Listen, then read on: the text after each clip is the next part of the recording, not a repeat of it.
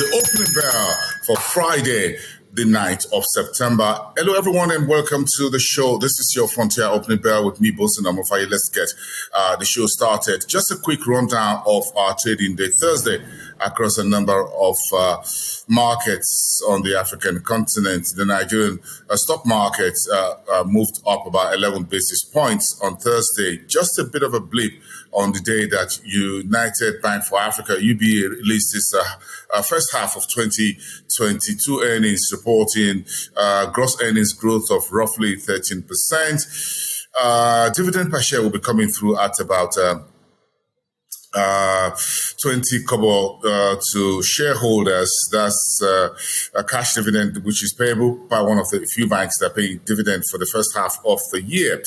And then, of course, we had a number of other news around Fidelity Bank, which also was its earnings, which also investors were still buying into their particular earnings, which came earlier in the week. The BRVM bucked by 0.43%. The Ghana market was flattish. The markets in Egypt went up by 32. The Nairobi Securities Exchange went up by 41, 143.63 on Thursday. And to wrap up the final trading day of the week in Cairo, Egypt, the stock market, the EGX30 was better at 67,260. That's 0.82%.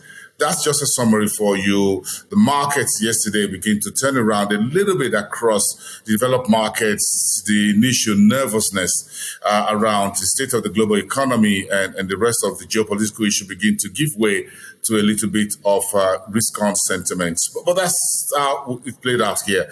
Let's hope for the best. It's TGI Friday, so let's move on to what's making the headlines. Kenya Airways says it's going to resume daily flights to New York City in the United States by December. A very big comeback for the iconic Kenyan brand and across Africa. By the way, Kenya Airways, which is returning to New York City after the pandemic.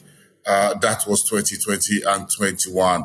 And Uganda farmers and the millers are looking for the government to ban maize exports so that it will allow them to have enough raw materials to feed the mills locally and increase domestic production. Good news. An NCG reinsurance has been approved by the Rwanda Development Board.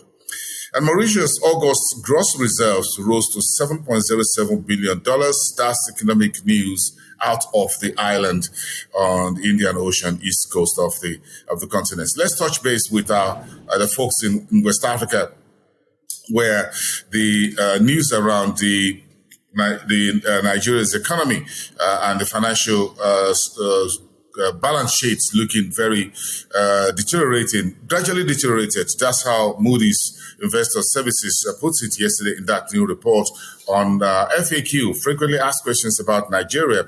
According to Moody's Investor Services, Nigeria's state of the economy around the macro and the financial market has been deteriorating. Naira has slumped this year significantly against the US dollar and other international major currencies. Then, of course, the Gerego Power, the announcement came that the offer, about 40 billion naira or initial bond offering, had been successfully concluded. About 73 applications. 2 were from high net worth individuals. They got full allotment, and 71 other investors who are institutional investors also got their full allotment. Gerego Power PLC is on the road to become the first power company to be listed on the Nigerian Exchange Limited, and that could happen anytime between now and the end of the year, now that the bond offering has been fully and successfully completed.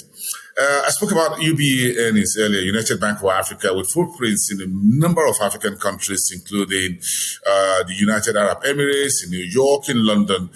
So the UBA, which is headquartered in downtown Lagos, reported earnings of about 17.8% growth. Profit after tax came in also better in double digits. Dividend per share to shareholders will be coming at about 20 kobo per share. One of the top 5 listed big banks in Nigeria reporting interim dividend for the first half of the year.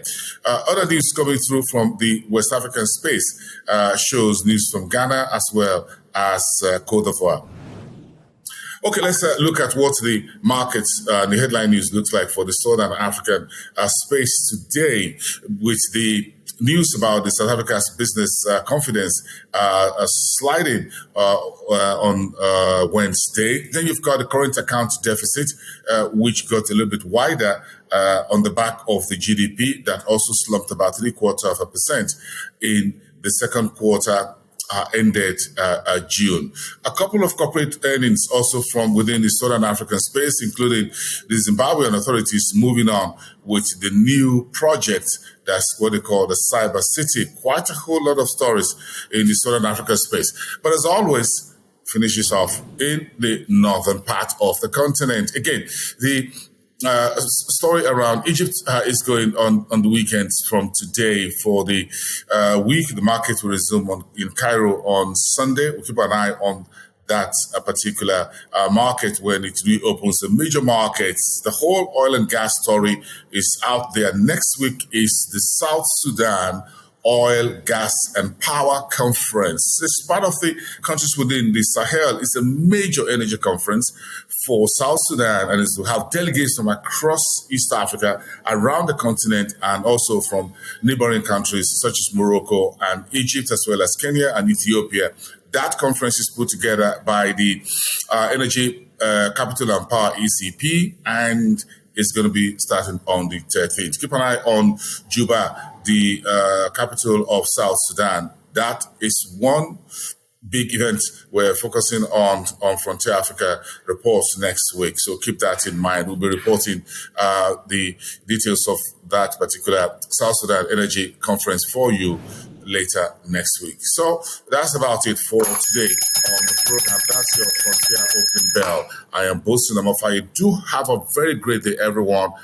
And it's a Friday. Enjoy it, and I'll see you next time.